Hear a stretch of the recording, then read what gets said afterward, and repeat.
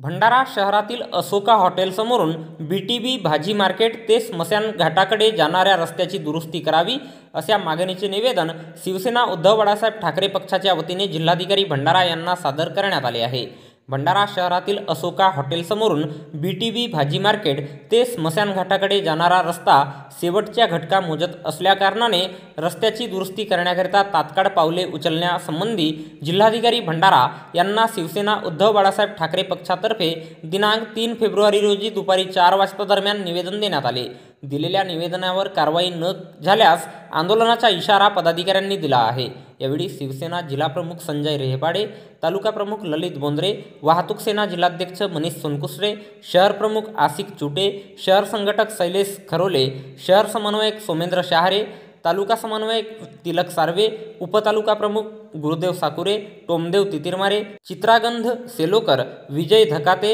निलेश चामट, प्रमोद बोरकर, गंगाधर निंबारते, प्रकाश गभने, मनीष बारापत्रे, संजय धकाते, पोमेश्वर सार्वे आणि इत्यादी पदाधिकारी उपस्थित होते।